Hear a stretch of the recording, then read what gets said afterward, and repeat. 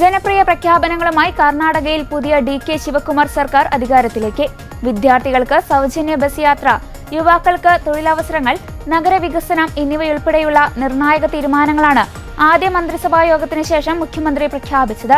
കർഷകർക്കായി പ്രത്യേക ക്ഷേമ പദ്ധതികളും സർക്കാർ പ്രഖ്യാപിച്ചിട്ടുണ്ട്.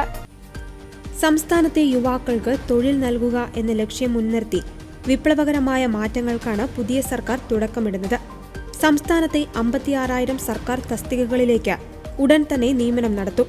യുവാക്കൾക്ക് സ്വകാര്യ മേഖലയിൽ കൂടുതൽ അവസരങ്ങൾ ഉറപ്പാക്കുവാൻ എംപ്ലോയ്മെന്റ് എക്സ്ചേഞ്ചുകളെ സ്വകാര്യ മേഖലയുമായി ബന്ധിപ്പിക്കും. ഭാരത് ജോഡോ എന്ന പേരിൽ സംസ്ഥാനത്ത് 10,000 യൂത്ത് ക്ലബ്ബുകൾ രൂപീകരിക്കും.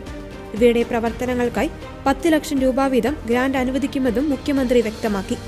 ബംഗളൂരു നഗരത്തിലെ അടിസ്ഥാന സൗകര്യങ്ങൾ വർദ്ധിപ്പിക്കുന്നതിന്റെ ഭാഗമായി റോഡ് വികസനത്തിന് മാത്രം 2,000 കോടി രൂപയാണ് ശിവകുമാർ സർക്കാർ നീക്കിവച്ചിരിക്കുന്നത്. ഇതിനൊപ്പം വിദ്യാർത്ഥികൾക്ക് സംസ്ഥാനത്തുടനീളം സൗജന്യ ബസ് യാത്രയും പുതിയ സർക്കാർ ഉറപ്പു നൽകുന്നു. ഉപമുഖ്യമന്ത്രി ജി. പരമേശ്വര ഉൾപ്പെടെയുള്ള പുതിയതായി ചുമതലയേറ്റ 13 മന്ത്രിമാരുമായി നടത്തിയ ദീർഘമായ ചർച്ചകൾക്ക് ശേഷമാണ് മുഖ്യമന്ത്രിയുടെ ഈ നിർണായക പ്രഖ്യാപനങ്ങൾ നടന്നത്. ബുധനാഴ്ച വൈകിട്ട് ലോക് ഭവനിൽ നടന്ന പ്രൗഢഗംഭീരമായ ചടങ്ങിലാണ് കർണാടകയുടെ 18ാമത് മുഖ്യമന്ത്രിയായി അദ്ദേഹം സത്യപ്രതിജ്ഞ ചെയ്തത്.